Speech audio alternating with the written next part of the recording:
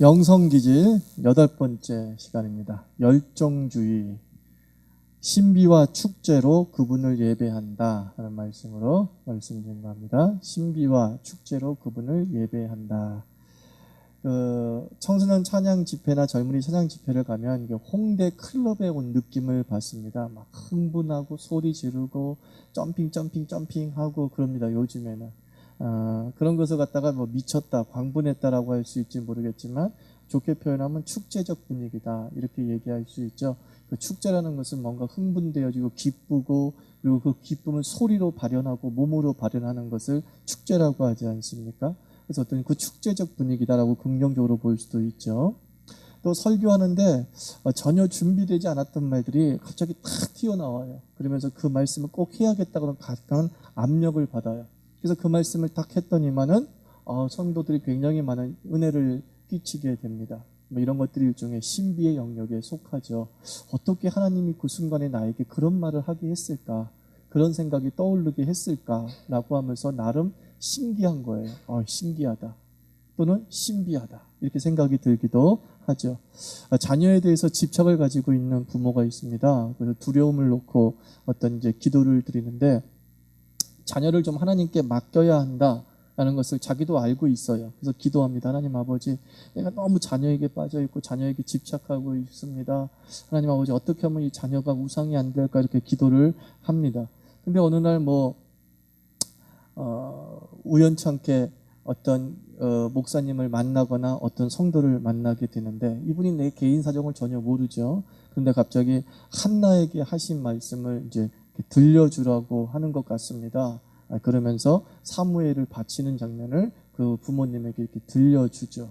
그때 이제 놀라워하는 겁니다. 지금 내가 자녀 때문에 고민하고 있는데, 자녀의 집착의 문제를 가지고 고민하고 있는데, 어떻게 사무엘을 바치는 장면을 이렇게 읽어주실까? 이것은 분명히 하나님께서 나보고 빨리 끊으라, 자녀를 우상숭배하지 말라는 뜻이다. 그러면서 굉장히 또 신비스럽게 여기는 거죠. 내 사정을 모르는 사람이 어떻게 저렇게 나를 잘 알까? 이런 상황은 어디서 많이 봤죠? 우리 역사 드라마 보면 이렇게 지나가던 스님이 괜히 그 방에, 집에 딱 들어가서 여기에 애군이 꼈어, 뭐 이렇게 하고 지나가든가, 오늘 여기에 병사가 나겠구만, 이렇게 한 마디 딱 끼어요. 굉장히 확률 높은 예언입니다. 애군과 경사 50%거든요. 그렇잖아요. 좋은 일도 일어날 것이냐, 일어나지 않을 것이냐, 애군도 일어날 것이냐, 안 일어날 것이냐. 하여튼 그런데 우연찮게 나에게 그 50%가 맞아 떨어지면 놀랍다, 신비롭다 라고 느껴지죠. 이런 어떤 그 남들이 보기에 초월적인 영역들, 그리고 현실 세계에서 쉽게 설명되지 않는 그런 부분들에 대해서 매우 민감하고 관심을 갖고 있는 사람, 그래서 하나님의 어떤 직접적인 음성을 듣는 것을 매우 즐거워할 때 우리는 그 사람을 좀 열정주의다라고 말할 수 있습니다. 열정주의다.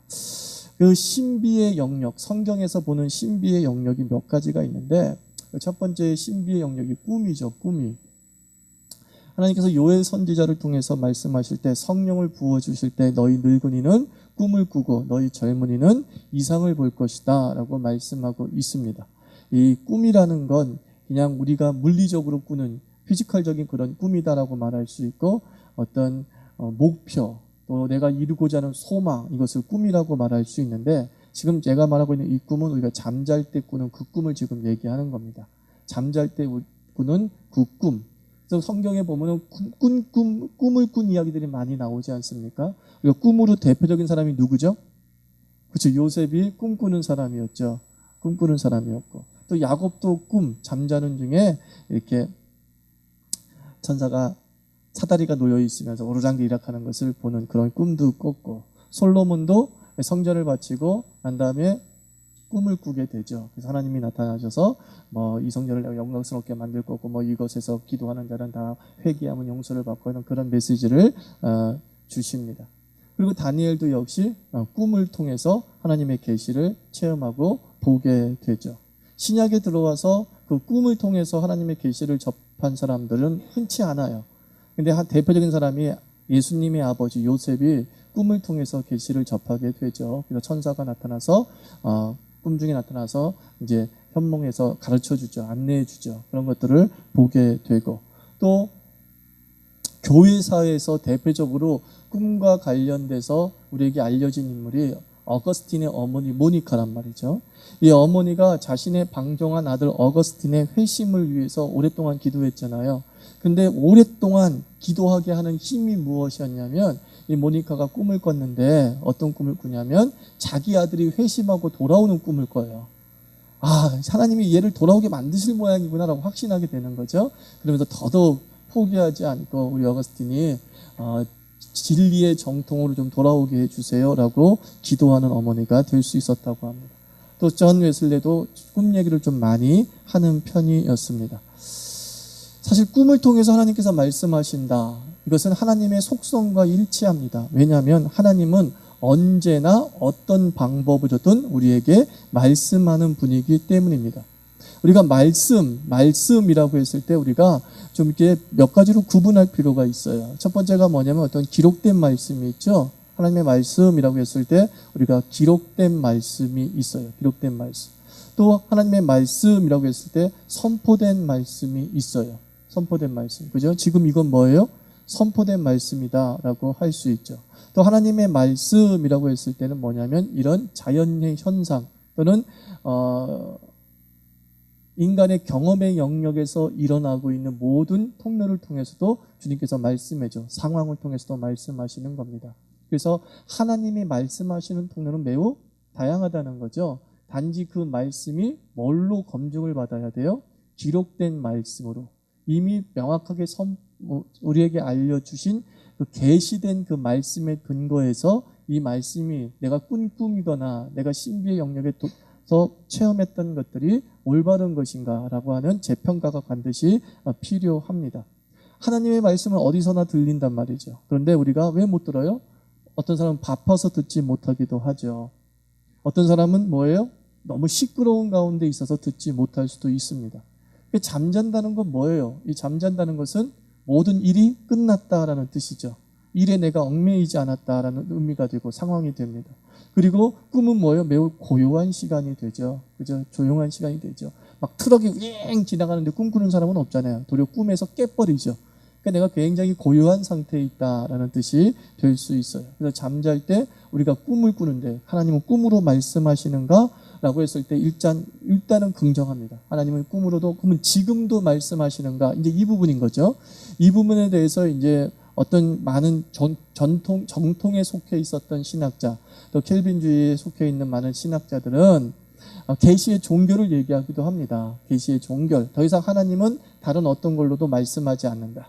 기록된 말씀을 통해서만 말씀한다. 그러므로 우리는 하나님의 말씀을 들었다라는 것은 주의 말씀을 들은 게 아니라 깨달음의 차원이다. 이렇게 보기도 하죠. 이렇게 보기도 하죠. 그래서 계시는 종결되었다. 어떤 꿈이나 환상이나 그 어떤 것으로도 이제 하나님은 굳이 말씀하실 필요가 없다. 왜냐하면은 성경으로 충족되기 때문이다. 이거 얘기하는 거죠. 성경으로 충분히 주께서 말씀하시고자 하는 것을 다 우리에게 말씀했기 때문에 더 필요 없다라는 것이죠. 그래서 왜 이런 사람들이 이런 얘기하냐면 꿈이 많은 혼란을 가져오는 것도 사실이기 때문이에요. 그죠? 꿈 때문에 여러 가지 어떤 부작용들이 도리어 많아요. 오용의 가능성도 있고 또 해석의 문제도 있고 한단 말입니다.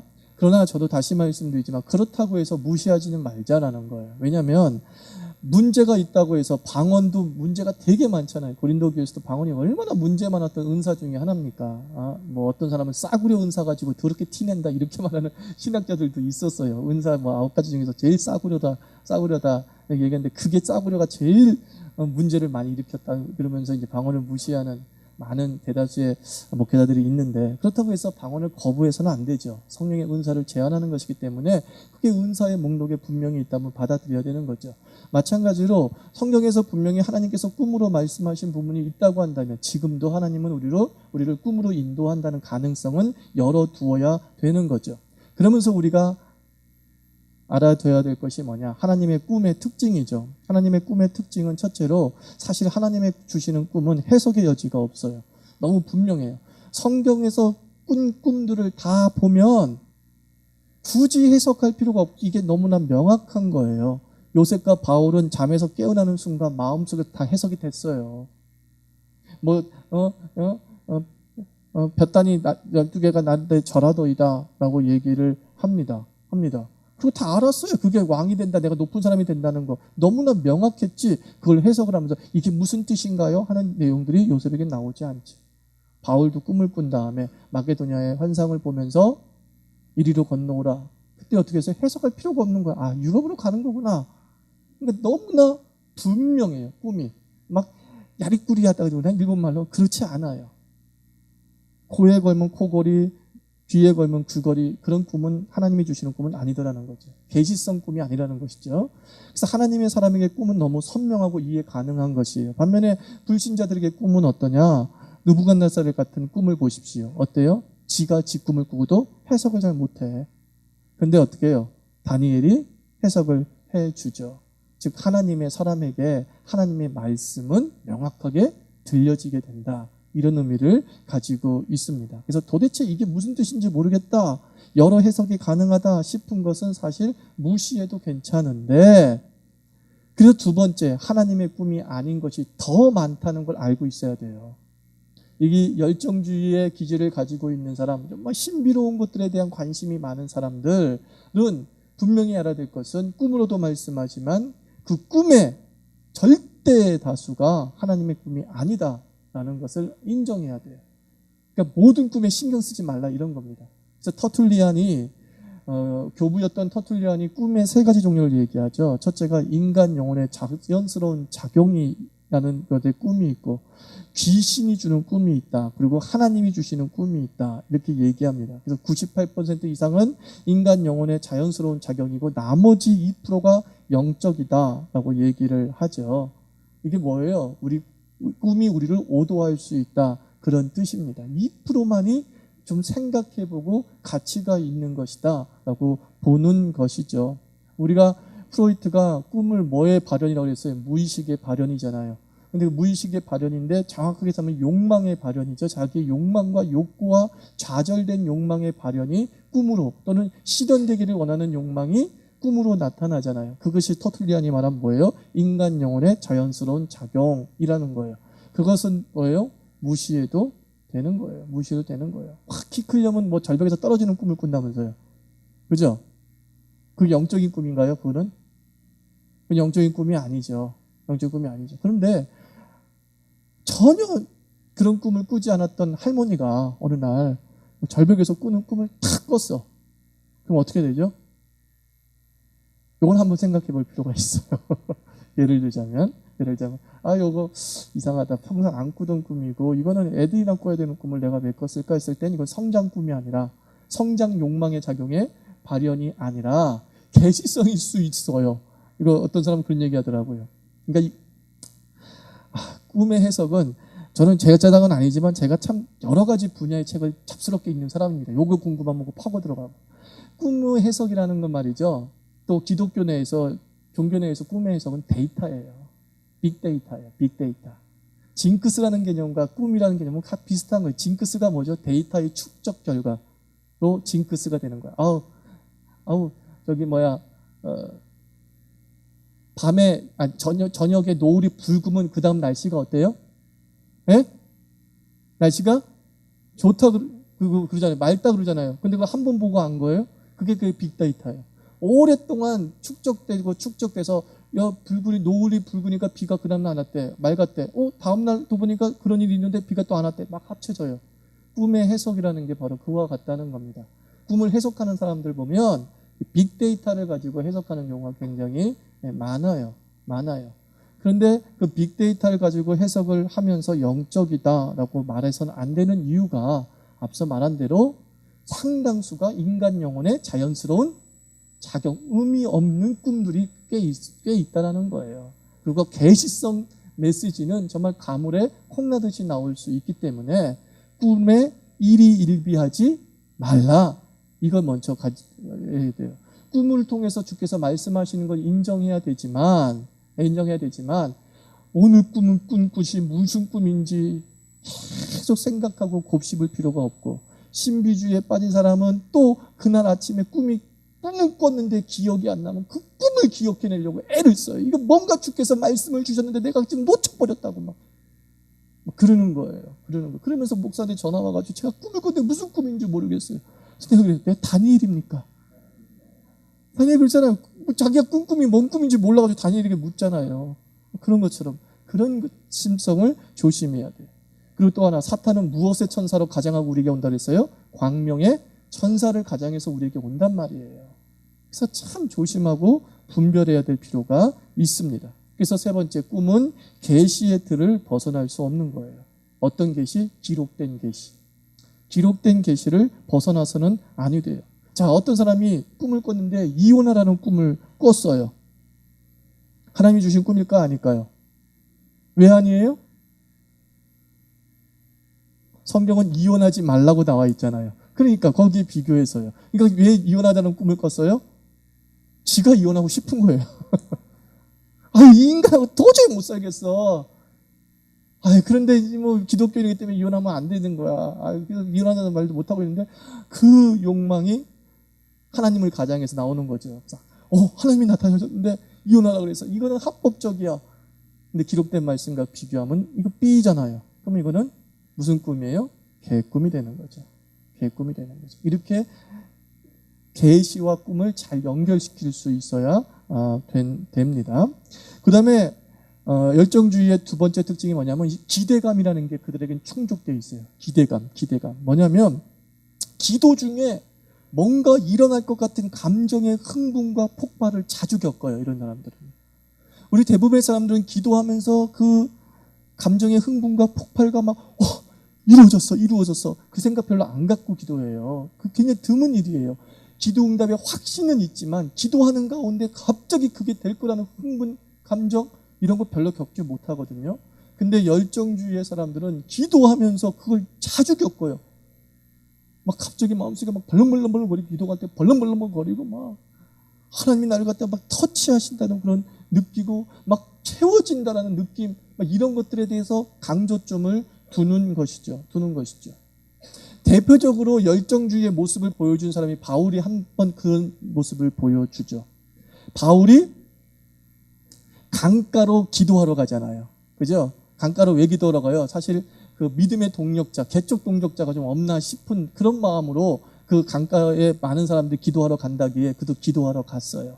그렇게 그 기대감으로 그 강가에 기도하러 갔어요. 거기서 누군가 만날 수 있게 해주실 거야. 그리고 기도했는데 누굴 만났어요? 루디아를 만난 거예요. 자기 기대대로 됐어요. 이게 신비의 영역인 거예요. 자기 기대대로 된 거야. 그렇지. 내 촉이 맞아. 이거 있잖아요. 이런 거예요. 그래, 내가 하나님이 거길 가라 그랬지. 이런 느낌을 아주 신뢰하죠. 신뢰해서 그 느낌이 오면 지체지 않고 쑥 이렇게 가는 모습을 보게 됩니다. 저도 어떤 아는 사람, 우리 집안 사람인데, 사람과 막 얘기하다가 갑자기, 가만히 있어봐. 이래요. 그러면 막 전화를 거시더라고. 전화 걸어가지고 어떤 성도랑 딱 얘기를 하더라고요. 그러면서 이제, 그렇지? 그런 거였지? 그래서 막 전화 끊고 나면 너무 기뻐하는 거예요. 그러니까 뭔가 촉이 온 거야, 순간. 이거는 무슨 문제가 있을 것 같은데, 촉이 온 거야, 그분에게. 우리 엄마 얘기야. 촉이 온 거야. 그래서 이제 김지사 어떤 거 생각 가지고 있었지. 이러지. 네네네. 그래서 뭐 해결된 모양이에요. 가슴은 또 하자. 할렐루야. 하나님. 이런 것들이잖아요. 이게 일종의 신비의 영역에 속해 있어요. 그 촉이 매일 발동하면 그 위험한 겁니다. 근데 그런 촉을 어떻게 해요? 인정하고 있는 거야. 그 촉을 어느 정도 인정을 해. 왜냐하면 자기가 체험의 영역이 있었기 때문이죠. 그래서 자유도를 굉장히 이런 기대감, 촉을 중요시 여기는 사람들은 특별히 자유가 굉장히 중요합니다. 자유. 틀에 얽매여져서 예배를 드리는 것을 되게 힘들어해요. 이런 사람들은. 짜여진 예배보다 그 순간순간에 대한 반응을 굉장히 중요시 여기는 사람들이죠. 중요시 여기죠.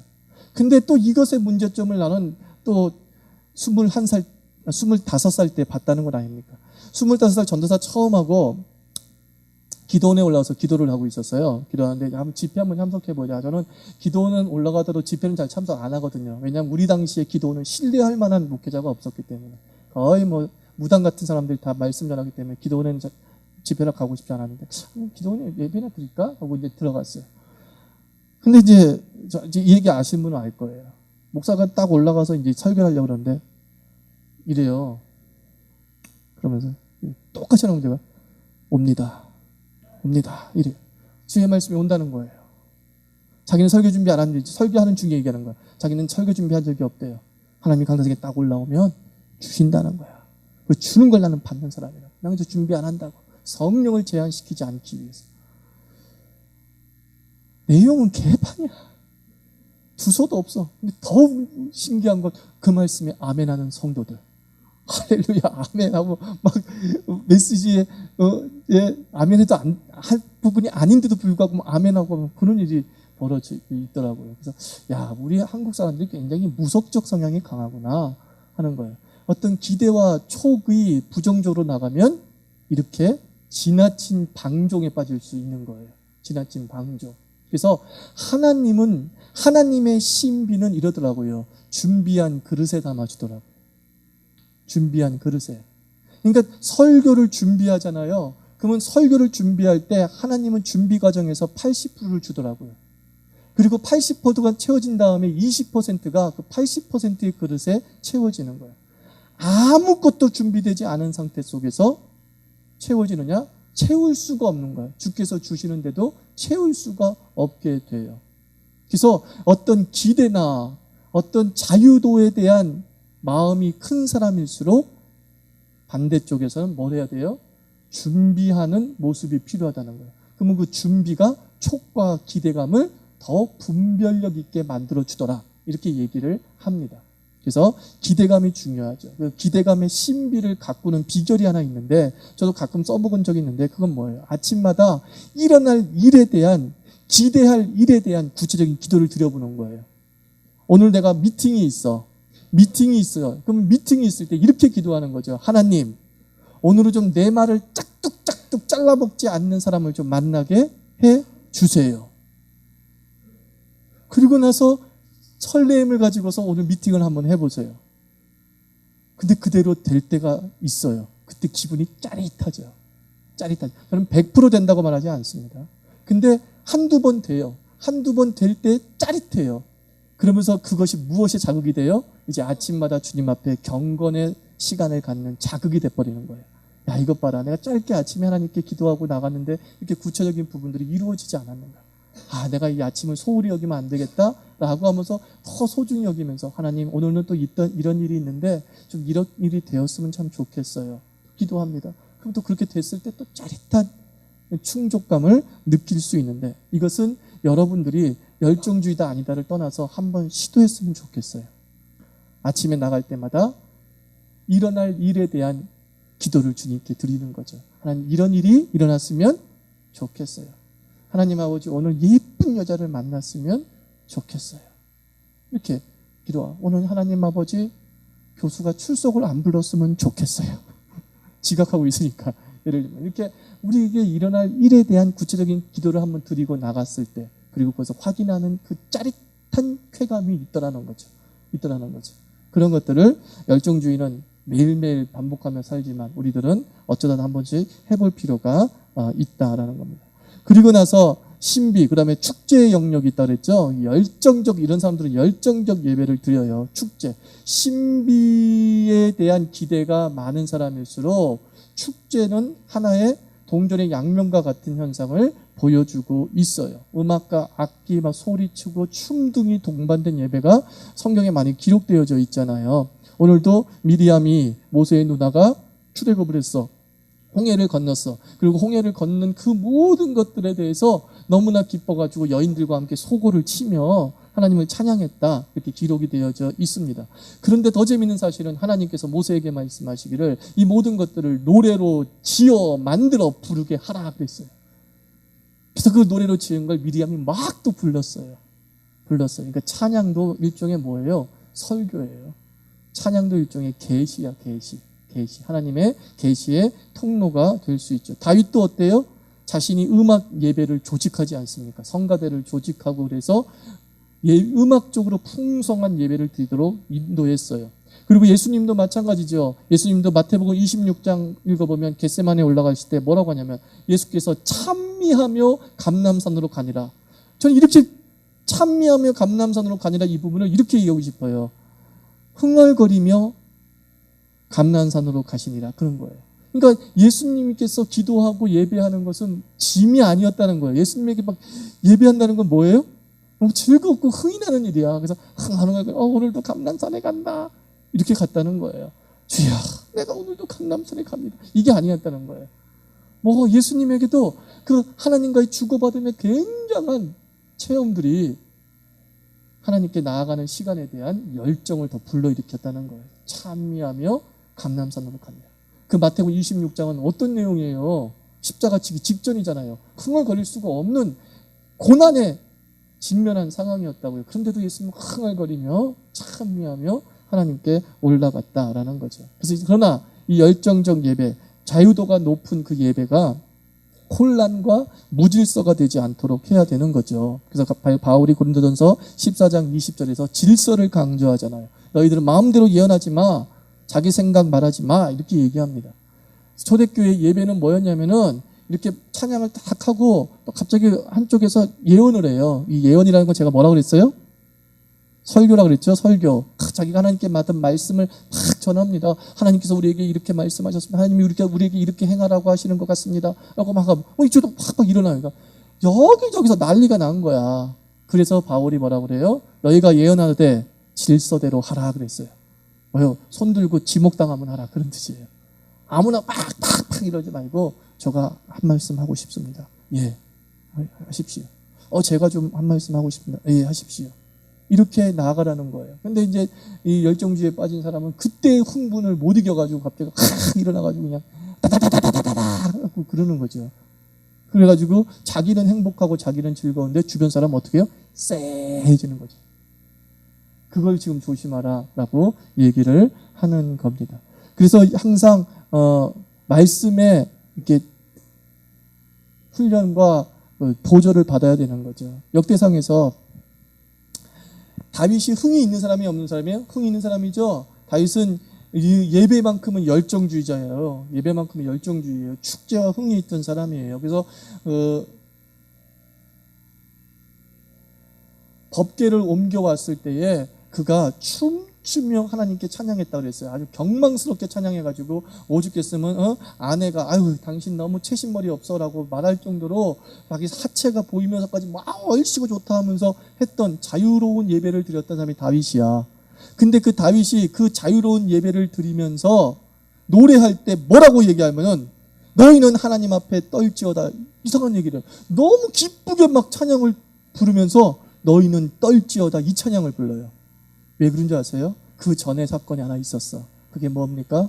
법궤를 옮겨오려고 했는데 그 법궤를 옮겨오는데 수레로 옮겨오죠. 수레로 옮겨오다가 수레가 소가 뛰는 바람에 우사가 뛰지 못하게 잡다가 법궤 잡은 굿사가 어떻게 했어요? 죽었어요. 그때 다윗이 놀라버린 거야. 왜 죽지? 법궤 떨어지는 거 잡는 거 잡았던 것 뿐인데 안전장치를 했을 뿐인데 왜 죽지? 놀래가지고 다윗이 그때 스톱시켜버렸어요. 그리고 난 다음에 다윗이 뭐 했어요? 공부했어요. 성경 공부했어요. 그때만 성경에 뭐라 나와요? 법궤는 제사장이 어깨에 메고 옮길지니라. 그래서 두 번째는 어떻게 했어요? 어깨에 메고 예루살렘에 입상을 합니다. 그때 이제 춤추는 거예요. 그러면서 경고하는 거예요. 그러나 주 앞에 뭐하라? 떨지어다. 경외감을 가져라. 두려워해라. 하나님이 좋으신 분이지만 함부로 대할 뿐이 아니야. 그러면서 영적 질서와 권위를 세우는 그 다윗의 모습을 보게 됩니다. 그래서 그의 열정이 무속으로 가지 않을 수 있었던 이유 중에 하나겠지요. 그래서 우리가 이런 열정주의, 신비와 축제를 중요시 여기는 사람들은 유혹이 있는데 도치 중독에 빠지기도 해요. 도치 중독. 계속 그 감각에 자꾸 빠져. 그 감각을 자꾸 느끼고 싶은 거야. 일종의 중독 증세야. 그러니까 중독은 뭐예요? 더 강한 게 계속 주어져야 되잖아요. 그런 것처럼 오늘 막 흥분해서 점핑하면서 1m 예배를 드렸어. 그러면 그 다음에는 2m 예배를 드려야 돼. 2m 점핑을 해야 돼. 그러면서 점점 강하고 자극적인 것을 추구하려고 하는 유혹에 빠질 수 있어요. 그래서 신비와 열정주의에 있는 사람들은 무덤덤한 예배도 받아들이는 훈련을 하셔야 돼요. 무덤덤한 예배도 내가 참석해서 끝까지 예배 드릴 수 있는 자세. 정말 전통적으로 형식적으로 드리는 예배인데도 끝까지 앉아서 예배를 의도적으로 드리는 자세. 그게 진짜 하나님을 경외하는 모습을 보여주는 거죠. 나는 정말 하나님 때문에 예배 드리는 거지 내 성격 때문에 예배 드리는 것 아닙니다 라고 하는 것을 증명해주는 통로가 될 수 있어요. 그 다음에 유혹이 뭐냐면 독립성향이라고 그래요. 독립성향. 즉 신비와 체험을 너무 우위에 든다는 거죠. 그죠? 그래서 하나님의 음성을 듣지도 못한 주제에 이렇게 말하는 사람들이 종종 있대요. 그래서 성경의 틀을 벗어난 들음을 우위에 두고 있어요. 이단도 요즘 한국교회 이단들의 대부분이 그래요. 예언자 학교가 존재해요. 예언자 학교. 또 예언자 훈련을 시켜요. 그리고 예언하게 해요. 즉 대치동에 큰 믿음 교회가 그런 교회도 있죠. 변승우. 나는 그 교회 나올 때부터 10년 전부터 아니다 그랬거든요. 분명히. 근데 우리 교회에 속해 있는 어떤 목사님이 그 목사님처럼 대단한 목사 없다고 막 그러더라고요. 아니라고. 그러지 말라고 그랬어요. 근데 알고 보니 어떻게 됐어요? 옛날 이단 그 이장님 다미선교회 그 예언하던 9살짜리 애 있죠. 남자애. 다미선교회 모르는구나. 1992년에 종말이 온다고 했을 때에 그 이장님이라고 하는 그도 또 총신대 출신이네. 그 이장님이라는 목사가 예언을 했어요. 그래서 임박한 종말도 1992년 10월 26일인가요? 그때 이제 망한다. 하나님 예수 그리스도 온다 그랬단 말이에요. 근데 그 예언의 핵심에 있던 사람이 누구냐면 이장님 목사가 예언한 게 아니라 그때 9살인가 8살짜리 남자애가 있어요. 걔가 예언한 거야. 그 예언을 다 중요시 여겨. 하나님의 계시 수준에 올려. 근데 그 말짱 끝났잖아요. 아무것도 아닌 해프닝으로 끝났잖아요. 걔가 컸어. 거기가 있어요. 거기서 또 예언자로 이렇게 추앙받고 있어요. 그러니까 이단은요, 다 가지를 추적해 올라가면요, 원리가 똑같아요. 원리가 똑같아요, 여러분. 별거 아니야.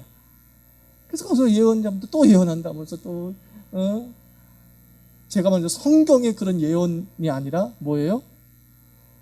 미래를 점치는 예언을 예언이라고 자꾸 얘기하면서 한단 말이에요. 그래서 또 하나님께서 어떻게 하실 것이다. 그때 거기 교회에 왔던 어떤 아프리카 어떤 목사 초빙해가지고 그 목사가 그러잖아요. 한국에 대단한 전쟁이 일어날 것이라는 시작해가지고 하나님께서 심판하실 거라는 얘기를 하고 그랬거든요. 그때 또 우리 교회 나의 친구 동기 목사가 모여서 그랬대겠다. 니네 나라가 먼저 심판받을 나라라고. 거기 더 부정부패했어. 엄청 부패한 아프리카 국가야. 그래서 그런 모습들. 그래서 긴장한단 말이죠. 긴장한단 말이죠. 그래서 자기가 하는 게 기록된 말씀보다 다 우위에 있어. 그리고 만약에 다른 사람들이 그거 아니죠 그러면 뭐라고 해? 체험도 못한 놈이 이렇게 해버리는 거예요. 네가 음성을 들어보기나 했어? 이러면서 무시를 해버리는 거예요. 그럼 우리 또 뭐라 그래요? 깨갱거린다고. 나도 진짜 음성은 못 들었지. 음성은 못 들었지. 사랑하는 성도 여러분, 성경을 읽는 그 순간 당신은 하나님의 음성을 들은 겁니다. 그렇잖아요. 하나님의 음성을 들은 겁니다. 확신을 가지세요. 확신을 가지세요. 그래서 네가 하나님의 음성을 못 들었잖아 이렇게 얘기하는 사람한테 뭐라 그러면 돼요? 그냥 성경 딱 펼쳐 읽고 태초에 하나님이 천지를 창조하시는 얘기한 다음에 이렇게 얘기하세요. 안 들리니 너? 하나님의 음성이 안 들리니? 뭐가 들려? 태초에 하나님이 천지를 창조하시니라. 너는 즉각 가서 회개하라. 또 그걸 딱 읽어주세요. 우리는 하나님의 음성의 신비적인 영역, 기록된 말씀 밖의 것들이 존재하게 하지만 그 모든 것이 뭘로 평가받아야 된다고요? 기록된 말씀으로 평가받아야지만이 풍성해지고 오류에 빠지지 않게 된다. 이걸 꼭 기억해야 됩니다. 그리고 세 번째 유혹이 마지막으로 좋은 기분과 좋은 예배를 동등시하는 우를 범할 수 있어요. 이런 열정주의에 빠진 사람은 좋은 기분, 오늘 예배 드릴 때 기분이 되게 좋아. 그럼 그 예배가 좋은 예배다라고 생각을 하는 거예요. 내 기분에 좋을 때. 근데 내 기분이 너무 다운돼. 그럼 뭐예요? 애매하게 예배가 나쁘다 그래요. 자기가 남편하고 싸우고가지고 다운 다 되어 있는데, 자기가 누군가 미워가지고 마음이 다 다운돼가지고 너무 싫은데 나를 흥분 못 시켜줬다는 거지. 나를 이로 못 시켜줬다는 거죠. 이런 우를 범할 수도 있다라는 거예요. 그래서 기분이 좋은 건 좋은 거죠. 그죠? 이왕이면 예배 드릴 때 기분이 좋으면 되게 좋은 거죠. 그러나 혹여라도 예배를 드릴 때 내 기분이 별로 썩 좋지 않다 할지라도 그 예배는 예배예요. 그 예배는 예배예요. 그래서 그 20세기 선지자라고 하는 그 A.W. 토저가 예배인가 쇼인가 이제 그 얘기를 좀 하죠. 책 제목이 예배인가 쇼인가예요. 쇼인가. 이 쇼라고 하는 것은 그 예배를 평가할 때 앉아 있는 청중의 감정과 기분 상태로 평가하는 걸 쇼라고 그래요. 예배를 좋다 나쁘다를 그 사람의 기분에 평가하는 거예요. 진짜 예배는 뭐예요? 예배의 요소가 들어가 있는가? 예배의 기본적인 요소가 들어가서 하나님을 경외하고자 하는 집중도가 있는가? 여기에 먼저 초점을 맞춰서 해석할 필요가 있다. 이렇게 얘기를 하죠. 그래서 예배인가 쇼인가? 즉 감정에 따라 내가 예배를 평가하고 있는가? 아니면 예배의 요소가 충실히 채워지는 것을 보면서 하나님께 내가 예배하고 있다는 걸 인정하고 있는가? 이런 기준들이 필요하다라고 말합니다. 그래서 하나님은 정말 신기하고 강력한 방식으로 역사할 때도 있습니다. 그리고 우리가 기쁘고 들뜨게 예배를 드려야 될 필요성도 있습니다. 우리가 열정의 문을 주께서 열려고 하실 때 굳이 닫을 필요는 없습니다. 예를 들면 저는 아멘은 싫어하지만 나도 모르게 아멘이 나올 때가 있잖아요. 그건 억제하지 마세요. 그건 내 스타일이 아닌데 아멘이 나오는 것은 주님께서 지금 나를 열정의 문을 열어주시려고 하는 거지. 그걸 굳이 죽이지 말고 아멘 이렇게 하면 됩니다. 밑도 없이 아멘 하는 게 아니라 안 하던 난데 갑자기 여기서 아멘 하고 싶어 그래가지고 아멘을 쫙 하고 또 이런 것들이 있습니다. 마지막으로 말씀드릴 것은 여러분이 예배를 뜨겁게 활동적으로 만들고 싶은 마음이 있다면 여러분이 뜨겁게 예배를 드리시면 되는 거예요. 나를 흥분시켜봐 라고 수동적 예배자가 열정주의자가 아닙니다. 열정주의자는 자기가 스스로 앞장서서 그 예배를 뜨겁게 만들려고 해요. 막 자기 혼자 힘을 내요. 그건 본받아야 되는 거예요. 근데 여러분 삶 속에서 그런 신비와 열정은 좋아. 그런 식으로 좀 축제적으로 드렸으면 좋겠었는데 본인이 축제적으로 예배를 안 드리고 있고 본인이 그런 어떤 신비적 체험들에 대한 어떤 다가섬들이 별로 없다면 그 사람은 열정주의가 아니에요. 열정주의는 뭐라고요? 한다니까. 이 예배를 갖다가 어떻게 인도하든 상관없어. 형식적으로 인도해도 나는 뭐예요? 조미 쑤시는 거. 조미 쑤셔가지고 막 이렇게 발동되는 그런 예배를 드리는 사람들이 있어요. 그런 사람들은 열정주의다. 그리고 그런 것을 우리가 본받을 필요가 있다. 이렇게 생각을 합니다. 여기까지 열정주의. 다음 주는 이제 마지막이 되는 것 같아요. 그죠? 다다음 주가 마지막이구나. 다다음 주 마지막. 그래서 이제 테스트를 한번 해보도록 하겠습니다. 기도하도록 하겠습니다.